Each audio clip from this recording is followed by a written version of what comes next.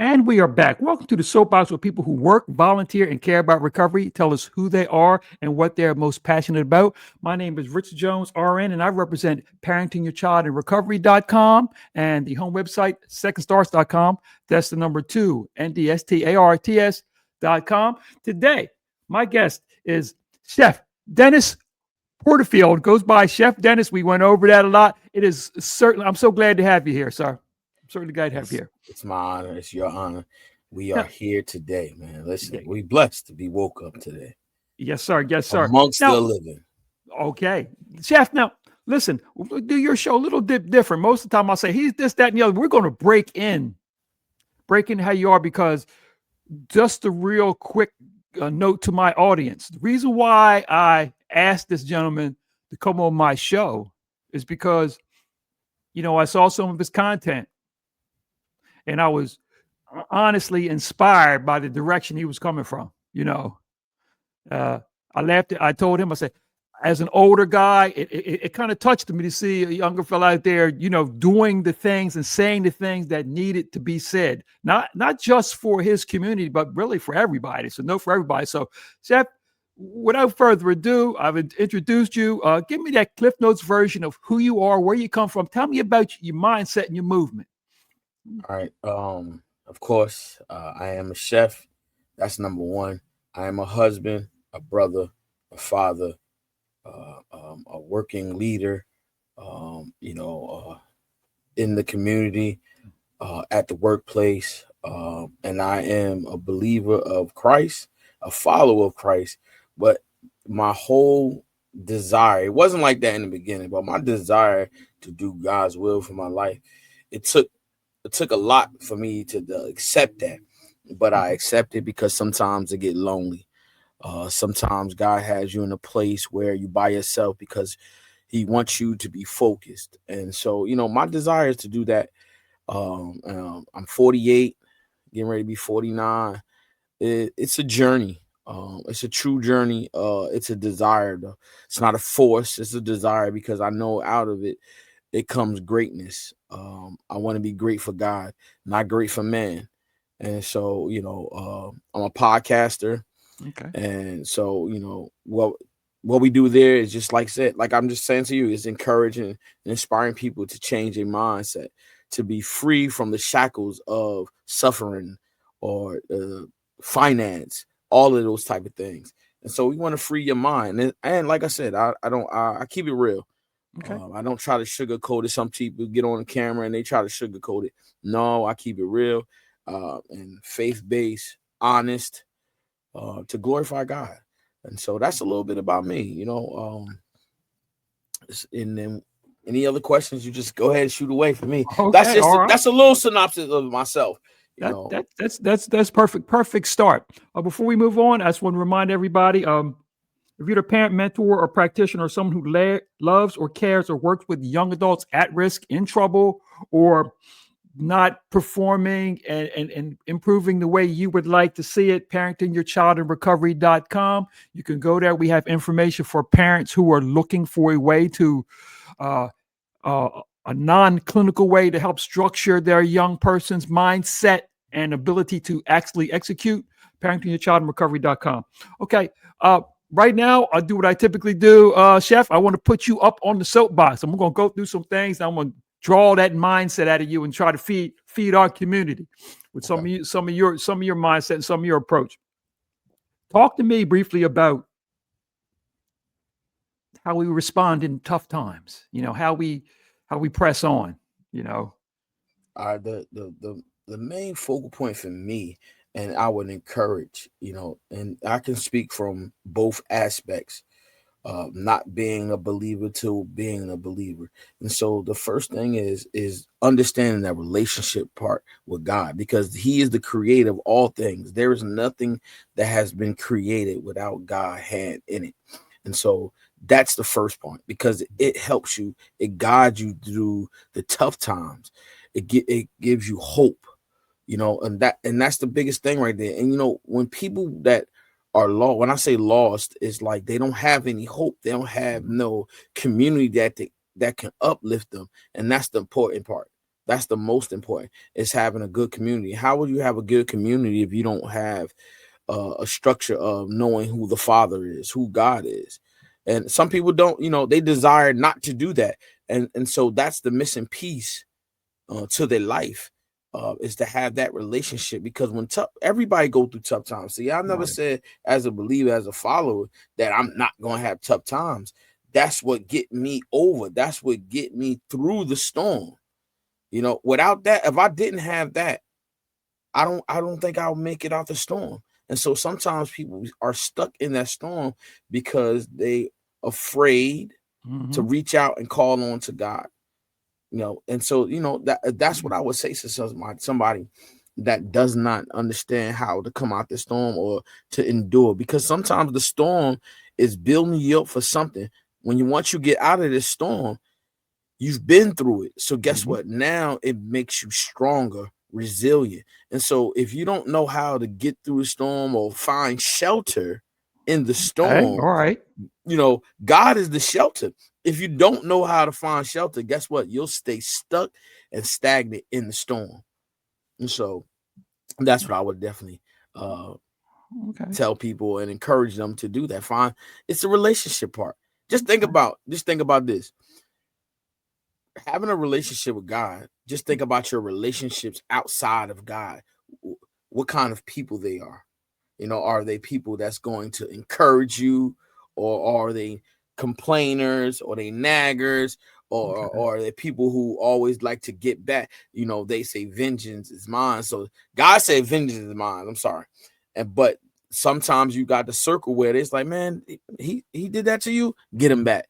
No, you don't want that. You don't want that, because guess what? What does it create? What kind of atmospheres does it create? It doesn't create a positive atmosphere. It Exactly. creates a negative. And so when you got that, no, he did me wrong, and I'm gonna go back and do him wrong. What kind of atmosphere is that creating? That's not a mindset you want to keep or hold on to. You got to forgive, have a forgiving heart. Say, you know what? All right, but you know what? It's okay, and move Okay. on. Okay. Exactly. Oh, you brushed on this, but I want to get a follow up on this. You mentioned community. Um, Obviously, the way you speak and what you do is very beneficial to community. How do you carry that out? And how do you talk to people about that? So I'm gonna be honest with you. Like I said, I'm always honest and transparent. So Okay. it wasn't always like that for me. Right. And what I realized, as not just as a man, but a black man, that you need community. Why? Because guess what? When you in that storm, you need the right men to help you get through the storm, help you get through your circumstance, your situation. And so my community is nothing but God. But guess what? The God part is where you find people who need that encouragement, people who really striving to look Right. and find that. And so that's why community is important, because guess what? When you're in the gap for others, guess what? They'll find you. They'll eventually find you. And guess Right. what? In that community, it's about growth. It's about uplifting. It's about ensuring that you are in a safe place, that whatever you're going through, we can talk it through. We can get you to the right resource. We can get you to the right places where you can get the help that you need, whether it's mental, physical, or spiritual. And so that's why community is important. If you having a financial bond and you need help, right resources, because you have the right community to help you get out of the problem or out of the situation that you're in. Okay. All right. Very, very good. I want to ask you a question, and not not in a personal way, but as my interest. Usually, when I find that someone is doing good for the community, has put themselves out there and put some effort into it, they're coming from one or two ways. Either they were inspired by great community, or they grew up without community. Either way, it inspires someone who is really good with taking care of the community. Which direction did you come from? I'm gonna be honest with you. Look, and see, it's crazy. See, God is definitely using you. I'm gonna tell you why. Because God want me to talk. He want me to get this out. And I'm being honest with you. Like Okay. I'm like I said, I'm so transparent. So I'm Okay, that's obedient to perfect. what No, God has really. put in Yeah. my heart. And so the reason where I'm coming from with that is that I just realized in the last, I want to say last couple of weeks, I realized that community is important to me, because when I grew up, I was always in the limelight of God. And then I stepped out of God Okay. and started to live in a life like just doing everything, sleeping with women, drinking. I never did drugs, but just drinking, partying, doing all Mhm. sorts type of things. And I realized that without having the right people, I could fall down in a rut. I could fall down in darkness and stay there. And so what I realized is that, you know what? I love to be around people that I can pour into, because I like that. I like hugging people. I like making them feel good to the point where they want to know why I do what I do. Why do I? And that was nothing but God in my heart. And so I really love to be around people and making them smile, uh, filling them with joy, talking to them. If we could cry together. See, Right. I'm like to be open with them and just crying and just saying whatever you want to talk about. Because talking about it is the first part of releasing that pain, releasing Right. that trauma. If you don't talk about it, you get stuck and it's always there and it's never released. And so that's I'll have, like I always tell people, looking at other people's story, I'm so grateful and thankful, because I know I don't have a tragedy. I don't have a story where Right. you be like, wow. No, my heart goes out to people that I Mhm. see that's broken, that I see that needs help. And that's why I like community, is because I'm able to talk and relate and Right. understand their pain. Because you know what? When you get a connection with God, just like me and you, when you do something wrong and you have that relationship with God, you feel bad. You're like, oh goodness. And so God has structured my heart to understand the broken, understand the hurt and pain that somebody's Okay. going through. I sympathize with them, but empathy is in my heart, you know. And so it brings great joy to me to be in a mix amongst others that are trying to get to that relationship part. Okay. And so that's what it's all about. Really, Okay. it really is. It's the heart. The heart is the posture of how you respond to people's trauma, how you respond to people's hurt and pain. It's definitely about the heart. Okay. Excellent. Excellent. Right. Vision. Being a visionary. You spoke to me about that earlier, and I would like you to expound on that for our audience. You got some. I like the way you think about this division, being a visionary. Expound on that for me, please. Wow. God, hey, Rich, God is definitely want you to, he using you, because look, I love it. I love it. I love it. Because listen, this might be a little deep for some others, but Okay. some may receive it and understand it. And so look, on my neck, on my chain, I have an eagle, right? Okay. And then on the other side, I have a crown. And so these are symbolization. This is the vision I have. Okay. Um, if you know the life of an eagle, the eagle is the king of the air, Mm, and God uses the lion and symbolizes the king of the jungle. But you got to understand something about the two. They are leaders, visionaries. They don't just attack and for their food, they watch and they watch and they analyze and see how they move. So when it's time for them to go and get their food, they do it properly. They do it accordingly to what is necessary. And so the reason why I use those two is because, listen, the eagle has a decision to make. And listen, vision. He has a decision to make. He has to make the decision once he realized that it's either going to be extend my life or die. And mm, so he has to pull his feathers off, he had to pull his beak off, and he has to go through that pain for a long period of time. And so in that decision, this just an eagle, but it brings great joy to me to understand what the eagle is. So when he goes through that decision making, right, right. he lives for another 70 years. Okay. His vision is like no other bird. He's at an altitude so high he can see down to the ground. I want to say I can't say the number, but here his vision Right. is I want to say 75,000 feet up in the air. That's a lot for a Yes. bird, right? And he sees down to the ground. But now, watch this. The reason why I love it about the eagle and I can resonate with that is because when he is focused, there is nothing that can stop his vision. He is focused on what he needs to go and do. He comes down like the speed of light. And once he goes down there and he grabs it. He doesn't miss it. His claws grabs onto it and boom, he takes off. But the part that I want you to understand is the vision of the eagle when he has his eye on his prey. And some people might say, why you say prey? It's not about, we're not talking about the prey. We're talking about the vision part of it. His vision is focused. He lets nothing take him out of what he is going to do. And so the vision of the eagle is what I really focus on. Not that, because once you get yourself locked in on what you need to do, Right. that's what you got to stay focused on. That's right.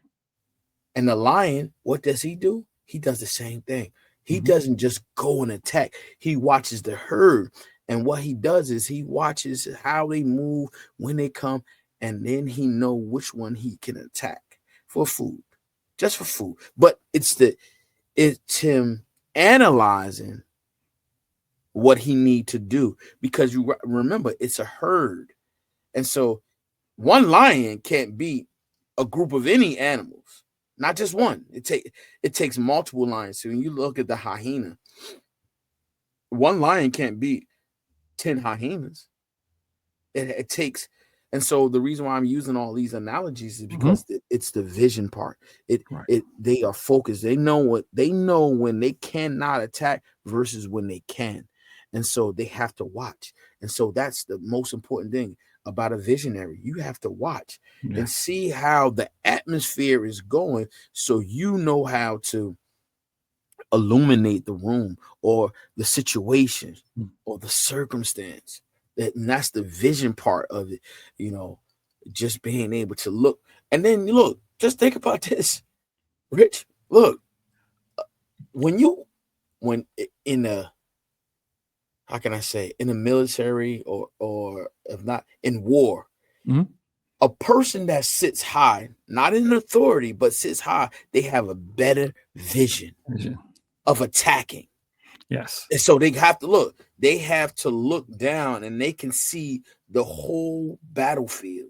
And so when you look at the eagle, when you look at the lion, listen, they are more not vulnerable, more at an attack mode or vision when they sit high. Lions like to be up high so they can see, they're sitting and they watching.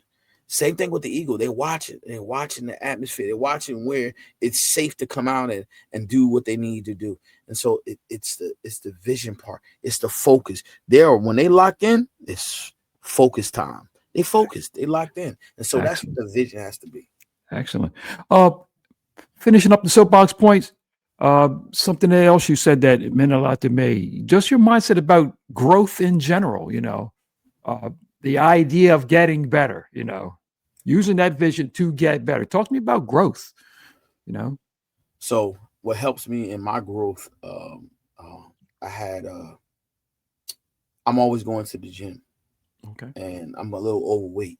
So I'm focused on losing weight. I'm focused on eating right, eating correctly, because my body is my temple. And you see growth. You will see growth in pain, suffering. Real, like let's be honest. When you go through it, you'll start to see the growth. You'll start to see the process. You have to trust the process.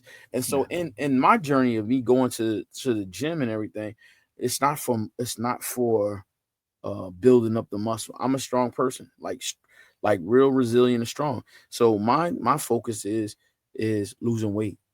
And so in that, I have to do the right exercises that's going to make me lose the weight. It's not Right. about the eating, it's about that, because it's consistency. And so in consistency, you will see the results of growth in everything that you do. Right. You got to be consistent on studying, and now you'll see the results because you'll be tested. And so in your test, if you're not able to answer or how can I say it? Elaborate on certain things, then you can't see the growth, because you got to, just like me right now, I was studying, right? Studying for something, a test. And the test is not until next month sometime, but I got Right. to study, because guess what? If you don't study, you won't see growth. If you Right. don't practice, you don't see growth. So Exactly. you have to practice. Yes. Practice make perfect. Practice in anything that you do. And Mhm. so that's how you see the result of your growth, by practicing, by studying. And so these are some of the tools you have to use so you can see your growth. And then not only you, but other people can see your growth. Right. Other Exactly. people can speak Okay. life into you and say, "Wow, Rich, chef, I didn't know you had that in you." And he's like, "Yeah, I've been doing it for the last 2 years." And they say, "Wow, I can see it. I can see Okay. Right. how you have Exactly. grown." And so Right. that's part of seeing growth. Okay. All right. All right. So, all right. That was perfect for me. I remind everybody. If you are the parent or mentor or practitioner who loves or cares about a young adult at risk, in trouble, or not performing and getting their full potential, parenting child in recovery.com. You can go there. We have information for parents and mentors, and we have also have information for practitioners who might want to work alongside of us. Uh, I want to talk about some projects now. Talk to me about your show. That's what caught my eye first. And talk to me about your show. You All right. know. So from the battle to the glory, this is how it started. Okay. All right. So my co-host is my cousin. Okay. So she was on her journey, I was on my journey, and we went out one night. Me and my other cousins, my brother, we all was out. My wife, we all was out hanging out. We was bowling, and so we was talking, laughing, having so much fun. And guy had put it on my heart, asked her to be your co-host. Now she didn't even know this. Got home. Now I live in Jersey. She lives in Maryland. So me and wife, we going back home, and I'm just getting ready to start the podcast. And I called her, say, "Listen, I'm gonna be obedient, be honest. God told me to ask you Okay. to be the co-host. No questions asked." She said, "Yeah." Boom, bang. Started that right. Now we didn't start with from the battle to the glory. We started with what's cooking. That Okay. was the start. The first season was what's cooking. And Okay. so how do we change? Well, God changed the name is because it wasn't about cooking. It was about nothing but God. It was all about God, relationship with God, biblical sense, Okay. biblical understanding. And so a guest came on. It's like, why you have it on what's cooking? You always talk about God. And I was like, she's like, you should change the name. And listen, in that process of me changing the name, I was like looking at my notes. I'm like, God, what do I need to change it to? God said, from the battle to the glory. And I was like, huh? No questions asked. I was like, from the battle to the Okay. glory. I told Lady T, I was like, look, we're gonna change the name. She's like, Okay. oh yeah, okay. And once I got that from God, I understood the revelation of it. The Okay. revelation of it is that someone is battling with something or going through something, and at the end is glory with God, and that's the relationship part. So God, in your suffering and your pain, God wants you to go through it so He can show you once you come out of it how you can help others through the battle, through the storm. Okay. And so I always talk about relationship part Mhm. because that's what it is about. It's about having a relationship with Him, and in your suffering, your pain, God will be your covering, your mentor, your guide, your compass, and so he'll help you get out of that. Sometimes, you know, it's self-deflicted. It's nothing God did. God don't want you to be in no pain and no suffering. It's something that we do. So Right. and that's the disconnect that we have with God. And so that's why we do the things that we do. Make the decisions that we make, because we don't have the right guidance.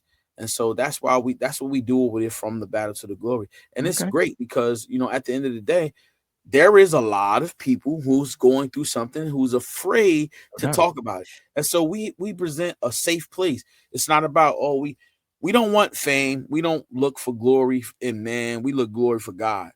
Okay. And so it's not for, tell me your business. No, that's what I tell people all the time. It's not about your business. It's about what you want to talk about, far as what's hurting, what struggles you have. And the biggest thing is about sharing a testimony.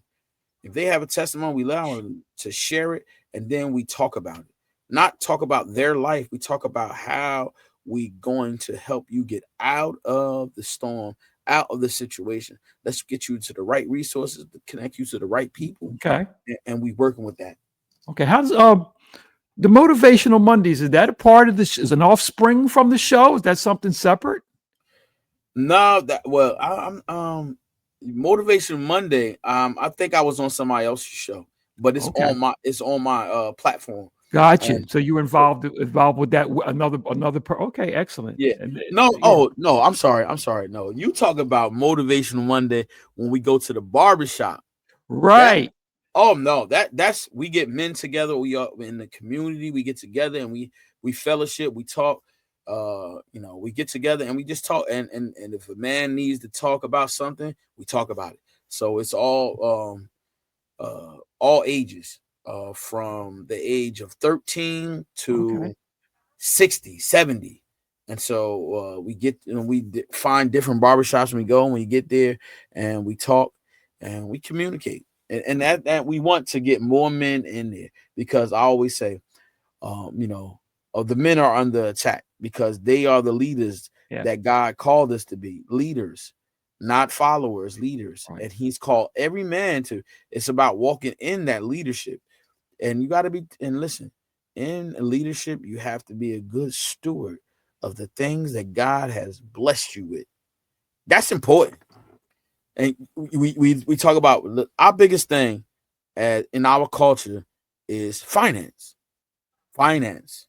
We want the finance, flashy things, but do we want generational wealth? Right. Do we focus on that? And so that's the downfall for us. And so that's why I love Motivational Mondays, is because guess what? It's young men that come there that have that mindset of, I want to get this nice car. Okay, Right. forget about the car. Get you a nice car to get you A to B, right? Where Mhm. about buying you a house? Where about having money in the bank? Where about focusing on good credit? That's the big thing. So we talk about things like that at Motivational Okay. Monday, All right. and we Okay. That's tight. And that's, like I say, everything you said, I kind of felt, I didn't know exactly what you were going to say, but in talking to you, seeing your contact and asking you about the show, I knew that that's what you was about. And, that's what I'm about. And it warms me to see you doing what you do. I got to be honest with you. Just your attitude and what you bring. I That's good appreciate work. it. That's great work. You're coming to it from the right place. So I want to thank you for coming on the show and spending some time with me. It's well appreciated, and Thank you. I'll do anything I can do to support you guys. So it means a lot to me, Thank you. so much. So I want to thank you. I want to thank everybody for watching. For me and the chef, Yes. I want to I want to say, let's remember to do what we keep doing. What you're doing, we want to get out there and help somebody get better. We want to help somebody stay better, and most importantly, we want to help somebody be better. Thank you, Yes. everybody. Thank Thank you. you.